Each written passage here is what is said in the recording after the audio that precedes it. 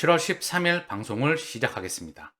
자, 우리가 연준, 그리고 미국 중앙은행, 그 이전에 유럽 중앙은행, 영국의 파운더가 있었죠.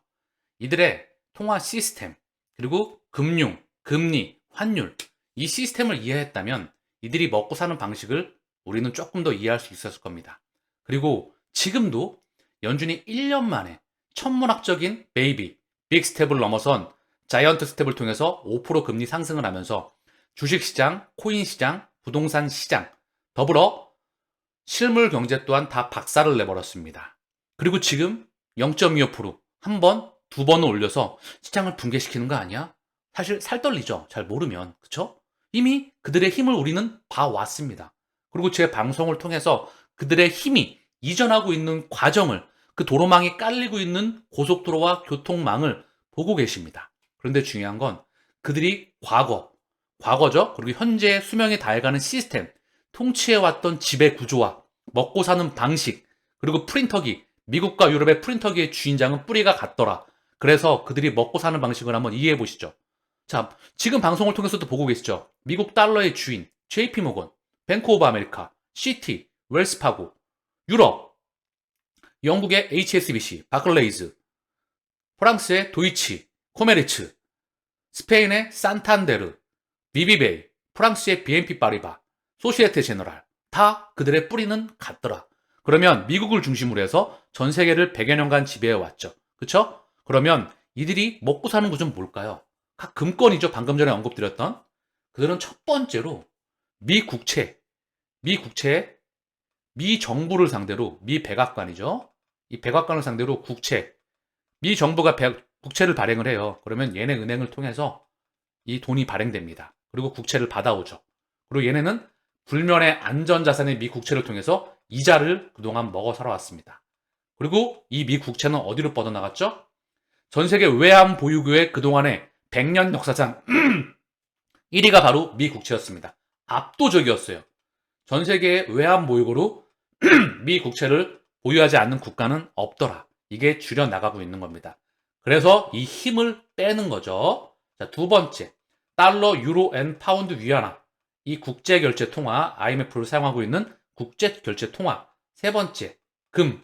네 번째, IMF 통화 인출권, SDR이라고 하는 겁니다. 이걸 전 세계 외환 보유고예요. 요게 지금 바뀌어가고 있죠. 어쨌든 중요한 건 이게 뭐죠? 이게 무슨 걸 뜻하느냐면요. 미국을 통해서, 미 국채를 통해서 전 세계 외환 보유고를 다 꽂아버리는 거죠. 그리고 전 세계를 피를 빨아왔다, 빨대를 꼽아왔고, 미국을 통해서. 그럼 이거를 이전시키는 겁니다. 자, 두 번째. 첫 번째는 미국 제 달러를 통해서 전 세계를 지배해왔다. 심지어 달러의 순이익률, 종이 앞에 100달러 발행하는데 20센트입니다. 그러면 99.8%인가요? 어쨌든 99%가 넘어가는 엄청난 순이익률을 자랑하게 되죠. 미친 듯이 사겠다. 그걸 사가기 위해서 중국도 도전을 해봤고, 일본도 도전을 했고, 중동도, 러시아도 도전을 해왔습니다. 누구에게? 미국에게 도전한 것처럼 보였겠지만 그 뒤에 있는 그들에게 도전해 왔습니다. 다 박살났습니다. 그런데 지금은 그들이 다른 시스템으로 이전을 하고 있다는 거죠. 그들과 함께. 어쨌든 두 번째로 갈게요. 두 번째는 예대 마진이에요. 금리. 금리가 뭐죠? 알고 계시죠, 이제? 예대 마진. 예금 금리와 대출 금리의 차이로 자본 이익을 창출해 왔습니다. 가계와 기업들로부터 자금을 끌어와서 다시 대출해주는 시스템. 근데 요게 금리가 제로 금리에 가면서 수명이 다했습니다. 이제 올려봐야 5%라는 거죠. 또 내릴 겁니다. 이미 2008년도에 제로 금리를 가게 되면서 세 차례 양적 완화를 가게 되면서 그때 블록체인과 비트코인을 만들었던 명분은 뭐였죠? 월가에 우리끼리 대중을 위해서 탈중앙화의 금융화된 시스템을 만들자. 월가 아니야. 지들끼리 돈잔치라더라. 이게 아니고 저는 제 개인적인 생각입니다. 그들이 비트코인과 블록체인을 만들어냈더라. 어떤 팀을 통해서 사토시 마코모토라고 하는 그 팀을 통해서 제 개인적인 생각입니다. 왜? 다음 문명에서도 탈중앙화, 개인의 민주화는 없습니다. 그 시스템은 이론적으로 될 수가 없는 거예요. 예를 들면 여러분들의 전 재산을 다른 모르는 사람한테 줄 수 있겠습니까? 똑같아요. 여러분의 회장인데 전 모르는 누군가에게 아니면 뭐 어쨌든 그렇게 이해하시고 세 번째, 이게 가장 중요한 건데요. 양털깎기라고 하는 겁니다. 첫 번째는 미 국채를 통해 안전 이자를 확보하였다. 두 번째, 예대 마진이라는 순이자 마진, 님이라고 하죠. 자, 그 다음, 양털깎기. 자, 양털깎기를 설명을 드릴게요. 양털깎기는요, 금리, 이 금리라는 칼, 이 가위, 요거를 좀 이해하셔야 되는데요. 금리를 내리면, 쉽게 설명을 드릴게요. 금리를 내리면 유동성이 확장해 나가죠. 금리가 싸니까 이제 기업들이 돈을 빌리라는 겁니다. 가게도 돈을 빌려와서 소비를 늘리고, 특히 이번 수백 년간의 중심의 문명은 누구였죠? 기업입니다, 기업. 기업에서 대량 생산을 하고 설비 투자를 하고 사람 고용을 뽑고 여기서 뽑힌 가게가 소비를 해서 가게와 기업들로부터 정부가 세금을 걷어서 재정 정책을 쓰고 그리고 수출과 수입이 이루어지는 이 GDP 한 국가의 연봉, 경제 성장률이 여기서 만들어와졌다는 겁니다. 근데 이 공식이 바뀌는 거예요. 아시겠죠? 대량 생산을 끝내는 거니까. 어쨌든 중요한 건 자꾸 제가 설명이 길어지는데 그 부분은 배경 지식이 있어야 이거를 이해할 수 있다는 거를 설명드리기 위해서 그리고 또 여러분들의 이해를 돕기 하기 위해서 언급을 드린 겁니다. 다시 돌아와서 금리를 내리면 돈이 풀리죠? 우리가 그렇게 바라는 금리 인하, 유동성이 풀린다. 근데 유동성 함정이라는 말도 있어요. 사람들이 금리를 내려도 기업들이 투자를 하지 않고 가게가 소비를 안 늘려. 왜? 경기가 불확실하니까. 그게 일본의 바로 현재이자 과거이자 미래이죠. 얼마 전 방송에서 언급을 드렸습니다. 일본 기업들의 ROE. ROE가 늘지를 않더라. 증시가 늘어나고 순이익이 늘었는데 기업들이 투자를 안 해. 여러분들도 마찬가지일 겁니다. 경기가 불확실하면 어디 가서 뭘 하지를 못할 겁니다. 소비는 좀 하도 투자를 못할 거야. 어쨌든 그래서 금리를 내리면 경기가 이제 침체가 됐다가 경기가 리바이벌 되는 거죠. 그래서 경기가 순환되면서 확장해, 팽창해, 메가 팽창해. 그러다가 금리를 천천히 이제 올려갑니다. 올리면 여기 끝단까지 가요. 이 중간에서 경기가 확장하고 팽창하고 최대치까지 올라가면 이때 경기의 성장률도 올라가죠. 그러면서 금리가 같이 올라갑니다. 금리가 끝단에 가죠. 금리 끝에 가면, 금리 정점에 가면 이제 그때 양털깎기가 진행됩니다. 훅 하고 꺼지죠. 그때 이들은 말입니다. 바로 이들은 헐값에 파란 짝을 날리는데요. 헐값에 부동산이건 지분이건 다 사들입니다. 지들도 파란 짝을 날렸는데 이제 곱하기 100배로 1000배로 팔이 엄청난 자본이 불릴 수 있는 게 들어온다는 거죠. 그리고 다시 금리를 낮춰서 경기를 리바이벌 시킵니다. 헐값에 뺏어오는 거죠.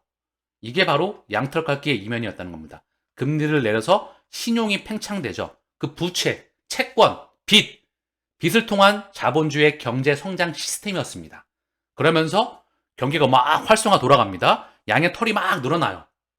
그러다가 금리도 같이 올라가다가 우리가 멋지게 포장했던 인플레이션도 없고 디플레이션도 없는 골디락스 또는 중립금리라고 하죠. 개소리고요. 그냥 금리 고점에 가면 가게와 기업들이 감당해낼 수가 없어요. 그러면 경기가 무너집니다. 그러면서 그들은 열심히 야국 강식을 하면서 자본을 확장해 왔다. 그리고 그들에게 대부분 다 편입이 되었죠. 근데 이게 예를 들면 이게 바로 한국에 또는 한국을 포함한 97년도 동아시아 외환위기입니다. 이거 이해하시려고 하면 약간 수정이 필요하긴 한데 영화 국가부도의 날 보시길 바랍니다. 꼭 보세요. 안 보셨던 분들은. 여기 보시면 영화 국가부도의 날 여기 그림 써있네요. 막 그쵸? 요 뿌리가 다 연결되어 있는데 훅 하고 무너지죠. 대한민국 또한. 그쵸? 어쨌든 중요한 건 동아시아 외환위기 또한 양털깎기의 일환이었다. 참고만 하십시오. 제 개인적인 생각일 수도 있습니다. 아시겠죠? 추후에 어느 날 순도 100%의 방송을 보여줄 날이 여기서는 못합니다. 어쨌든 제 개인적인 생각이에요. 음모론입니다. 그럴 수도 있어요. 공영방송이기 때문에. 자, 그래서 2008년도도 저는 개인적으로 제 개인적인 생각이에요. 다시 제가 틀릴 수도 있어. 금융위기도 마찬가지였다. 지금도 증시에서 코인 시장에서 외환 시장에서 이거는 크고 작게 일어납니다. 아시겠죠? 떨어지면 털을 깎아. 그리고 올려. 그리고 개인들은 또 이때 들어와. 또 털 깎아. 털려. 반복이라는 거죠. 주식, 채권, 부동산, 원자재, 환, 파생상품. 이거를 기초자산으로 한 파생상품. 여기에서는 크고 작은 양털깎기가 늘 진행되어 왔다. 그리고 파생상품은요. 선물, 옵션, 레버리지라고 하죠. 이걸 왜 만들었을까? 곰곰이 생각해 보시길 바랍니다. 다시 한번, 왜 파생상품 시장을 현물 시장보다 더 크게 키워서 만들어 왔을까? 자본도 미친 듯이 부여하고 왜 만들어 왔을까? 시장 통제의 수단과 여러 가지 그들이 결국은 지배하더라. 선물과 현물은 맞물려서 진행됩니다. 아시겠죠? 현재 코인 시장에서도 파생상품 시장이 현재 먼저 확장해 나가고 있죠. 그리고 선물이 들어오고 있죠. 그쵸? 현물. 지금 현재 시장, 선물이 먼저 나오고 나서 그게 왜 들어올까, 그렇게. 한번 곰곰이 본질적으로 생각을 해보세요. 왜 파생상품 시장을 만들었나? 그것도 더 크게 레버리지까지 써가지고. 그리고 그들을 누가 통제하고 있는지. 정리하겠습니다. 지금은 바로 현재, 그리고 다가올 미래는 그 양털을 다시 깎고 불리는 게 아니고 그 양의 주인이 아예 새 판을 짜고 있는 겁니다. 그리고 글로 이사하고 있는 과정이죠. 머리를, 사고의 관념을, 기존의 관념의 허구에서 벗어나시고 고정관념을 버리시고 새롭게 재부팅 하시길 바랍니다. 늘 새로운 정보를 받아들여야 되기 때문에, 제가 이 말씀을 드렸던 이유는 과거 시스템을 이해했기 때문에, 현재를 이해했기 때문에 미래는 그냥 뚝 하고 오는 게 아니죠. 과거와 현재를 기반으로 해서 미래는 와집니다. 아시겠죠? 국민의힘 토큰증권 입법 공청회를 개최한다. 중요한 소식이죠. 국민의힘 정책위원회 정무위 디지털자산특별위원회 주최 윤창현 의원 주관으로 공청회를 개최한다. 각계 대표자와 함께 STO 올바른 토큰증권 입법 마련을 논의한다. 1200조 달러, 155경 원, 스위프트 시장 규모는 20경 원이 좀 넘죠? 여기 공이 하나가 더 붙어요. 여기 플러스 마이너스 알파이다. 주식, 채권, 부동산, 원자재, 환 다 잘게 썰어져서 블록체인을 통해서 다시 재발행된다. 토큰으로 발행된다. 0과 1로 발행돼서 우리 곁으로 온다. 아시겠죠? 그 블록체인의 외부망의 심장은 XRP이다. 금융기관에서 실제 사용될 수 있는 내부망과 외부망, 그리고 그들이 연결되는 그 망을 우리는 이해하고 있는 겁니다. 양털까기가 아니라 이제는 새로운 판을 이해하고 있다는 것이죠. 미국 국세청 암호화폐 세금 규정 강화를 위해서 파트너를 물색 중이다. 가격 책정 및 시장 데이터 역량 개선에 도움이 될 솔루션, 제품 아이디어와 관련해 업계 파트너를 물색하고 있다. 특히 암호화폐 거래 패턴 분석, 암호화폐 세금 결과 계산, 암호화폐 거래 평가 및 분석의 효율성 등을 개선할 수 있는 솔루션에 초점을 맞추고 있는 것으로 전해졌다.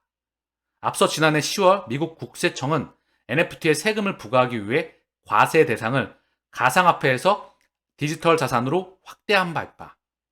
이어 지난 2월 미국 국세청은 지난해 암호화폐 거래자 모두에게 세금을 부과하기로 결정하였다. 근데 이거에 대한 세부적인 안이 좀 더 필요하겠죠. 상품과 증권에 대한. 여기서도 마찬가지죠. STO 입법을 진행하기 위해선 그 규격이 나와야 된다는 부분입니다. 아시겠죠? 토큰화를 해내기 위해서는 이 시장은 100%, 99.99가 아니라 100이다. 리플과 SEC 소송에 대한 규격이 나와야 된다. 그리고 이와 맞물리는 비트코인 현물 ETF가 진행이 되어져야 된다. 현물 ETF가 먼저 나왔습니다.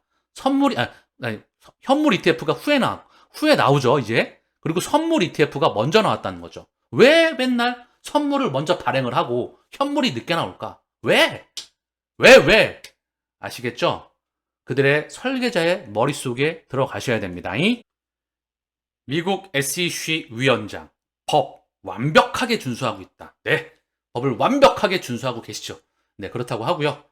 알고 계시겠지만 제가 생각하고 있는 그들은 법도 만들어버리고요. 국제법도 부셔버리고 만들어버릴 수 있다고 저는 개인적으로 생각을 합니다. WHO, 세계보건기구, WTO, 세계무역기구, IMF, 월드뱅크, ADB, CRA, 중국 브릭스 기반의 또는 AIIB, 인프라 투자은행이죠. 국제인프라 투자은행, 그리고 NDB, 신개발은행, 기타 등등. 저는 이 모든 것들을 그들과 함께 얼마든지 그들의 입속에 따라서 만들어낼 수 있다. 시계추를 조절할 수 있다. 코로나 팬데믹, 우크라이나 전쟁, 세계 1차, 2차 모든 것들 다 말입니다.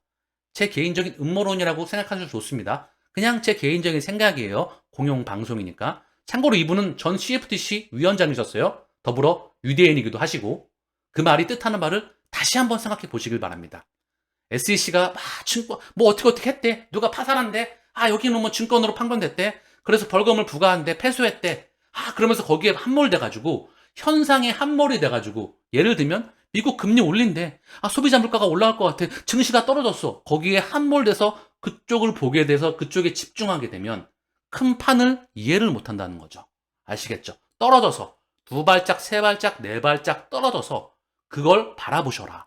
그러면 그게 본질이 보이더라. 우리는 출발지와 도착지가 정해져 있다.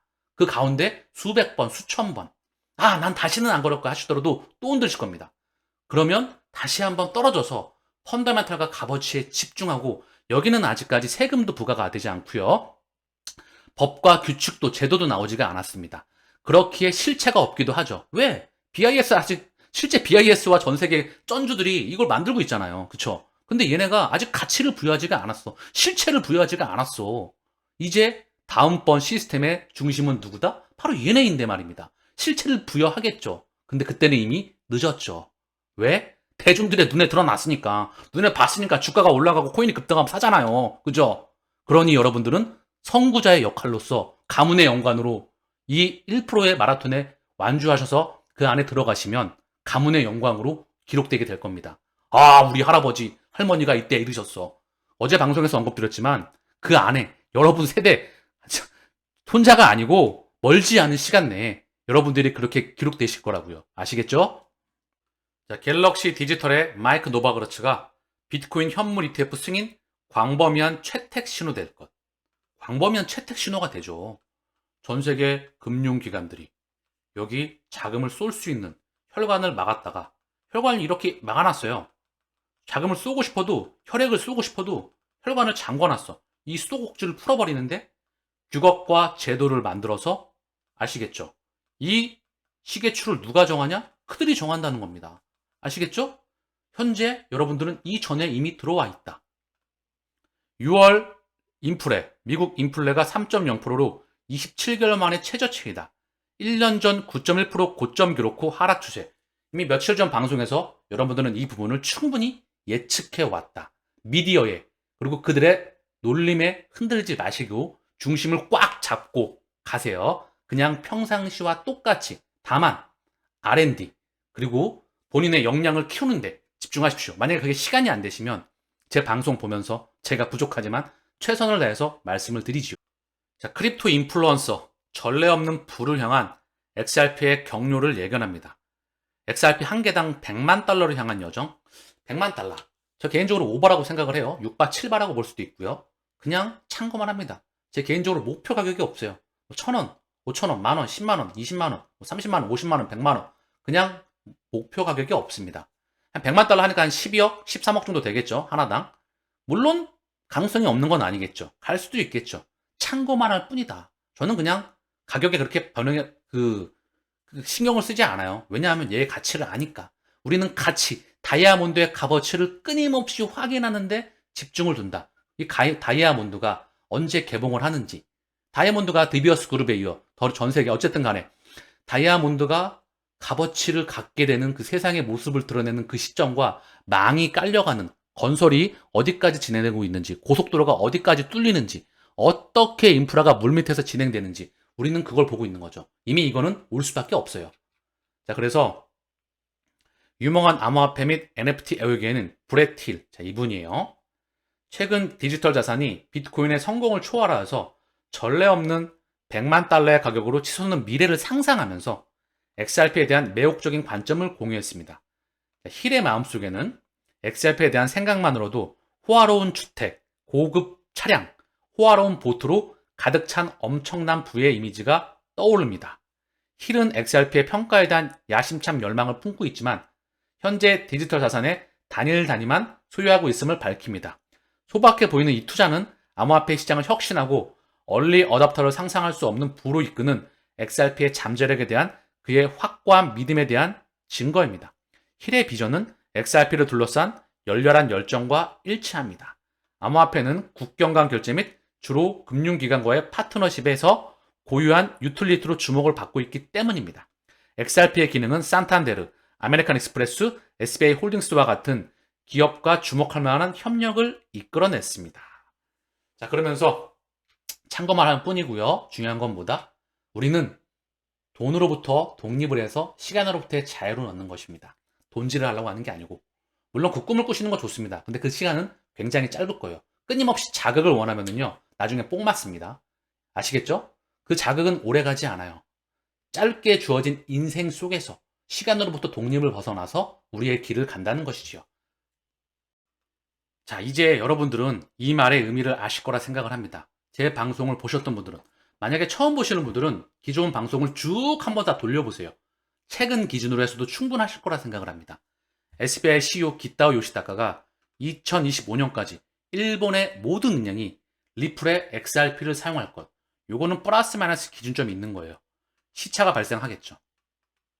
일본의 모든 은행, 이 중에 1, 2, 3, 미쯔비시, 미주오, SMBC, 여기 또 심장에 또 누가 있죠? 연결고리에 SBI가 있습니다. SBI의 CEO죠. 왜 리플의 XRP를 다 사용한다고 말할까요? 내부망, 외부망. 자, 정리를 잠깐만 하고 갈까요? 미국, 유럽, 일본, 중국, 아세안, 중동, 뭐 호주, 5대양 6대주. 여기가 다 도로망으로 이렇게 연결이 돼요. 자, 5G로 다 연결될 겁니다. 6G로. 통신망으로 다 연결될 거예요. 연결이 됐는데, 여기 안에서 미국에서 유럽으로 이동할 때, 미국에서 중국으로 이동할 때, 중국에서 아세안으로 이동할 때, 위 외부망의 CBDC, 도매용 CBDC와 소매용 CBDC가 있죠? 이 도매용 CBDC의 운반을 담당하는 또는 비트코인과 이더리움과 각종 토큰들과 코인들과 NFT가 이동하는 이 망, 외부망이 스위프트 2.0입니다. 여기에 브릿지가 누구다? XRP다. 얘가 바로 웹3이다. 그리고 뭐 있죠? 여기에 또 내부망이 있습니다. 제가 지난번 방송에서 자세히 언급을 드렸던 R3를 기준으로 한 그들 간의 망이죠. 금융기관의 내부망, 내부. 다시 한번 잠깐만 정리할게요. 콜금리, 그리고 91일짜리 3개월 금리라 그래서 그들 간에 대중에게 오픈되지 않는 그들 간에 통용되는 자금 이동 경로. 여기에 바로 JPM 코인도 마찬가지고 연장선의 일환이고요. UBS에서 발행하려고 했던 그 부분도 연장선의 일환이고요. 그들끼리 망도 연결이 다 되어 있더라. 아시겠죠? 이제 이 부분이 그려지셔야 돼요. 그렇다고 하신다면 여러분들은 1% 안에 들어갈 수 있는 그림을 완성하고 있는 겁니다. 자, 메사리 CEO가 리플 대 SEC 판결이 곧 마감될 것이라고 말하며 리플의 CEO로 스튜어트 알드로트입니다. 2023년 가장 중요한 변호사로 언급하였다. 일정과는 좀 다르죠. 왜냐하면 계속해서 대한민국에서도 토큰 증권, 토크나 STO가 언급이 되고 있고요. 전 세계에서 자꾸 세그마를 자꾸 얘기하고 있습니다. 그리고 미카와 더불어서 유럽에서는 끊임없이 홍콩과 싱가포르이 열리고 있으며 규제 이야기가 끊임없이 나오죠. 미국도 언제까지만 빠지고 있을까요? 그럴 수가 없죠. 이미 물밑에서 어느 정도 이야기는 다 끝났겠죠. 시기만 저울질하고 있을 것으로 보여집니다. 그들의 원탁 회의를 통해서. 자, 그래서 내용을 보면은요. 리플 CEO는 가장 중요한 변호사입니다. 리플 대 SEC 소송에서 임박한 판결을 암시하는 메사리의 CEO는 리플의 최고 법률 책임자인 스튜어트 알드로트의 중요성을 언급하면서 그를 암호화폐 분야에 가장 영향력 있는 변호사 중 한 명으로 인정했습니다. 메사리 CEO는 리플 대 SEC 사례가 결과가 미국 판결에서 비트코인이 아닌 디지털 자산 거래를 형성할 것이라고 말했습니다. 그는 곧 판결이 나올 것이다. 자, 그러면서 전문가들은 단연간 사건이 2023년 8월에 끝날 수 있다고 주장했습니다. 참고만 할 뿐이죠. 우리는 그냥 우리의 길을 걸어가면 되는 겁니다.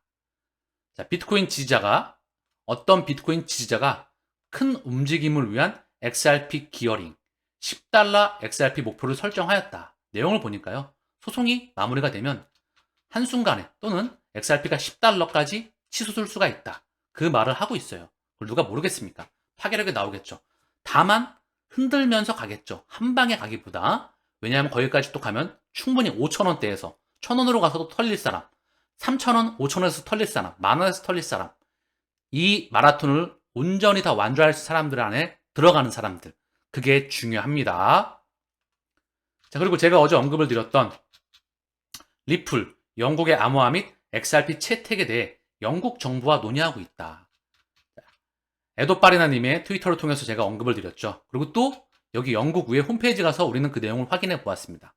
문서의 날짜가 2022년 9월임에도 불구하고 XRP 및 암호화폐 채택과 국가의 경제 및 재정 상태에 대한 리플과 영국 정부 간의 의사소통 노력을 강조합니다. 이 문서에서 리플은 초기 암호화폐 산업을 규제하기 위해서 영국 당국이 기울인 노력을 인정했습니다. 이러한 노력에는 중요한 부분, 영국 재무성과 The Financial Service and Market Bill, 금융 서비스 법안에서 제안한 크립토 에셋 매니지 그룹이 포함됩니다. 영국 재무성과 금융 서비스 시장 법안이 제안한 크립토 자산 매니지먼트, 크립토 에셋 인게이먼트 그룹, 가상자산 용역 그룹. 자, 그래서 2022년 7월 의회에서 발의된 이 법안은 2023년 6월 29일 왕실 재가를 받았습니다. 2023년 6월 29일 왕실 재가를 받았다. 이것 또한 언급을 드렸던 적이 있었죠. 결국 다 이렇게 연결이 되더라. 이미 디지털 파운드, 리플 다 연결이 되어 있었죠. 디지털 유로 어소시에이션, 스위프트, 엑센추어, 노래의 반복어처럼 끊임없이 말씀을 드려왔습니다. 크립토는 영국에 도움이 될 수 있습니다. 리플은 규제의 필요성을 강조한다. 리플은 영국 암호화 산업에 대한 포괄적인 규제 프레임워크의 중요성을 강조했습니다. 감이 오시죠?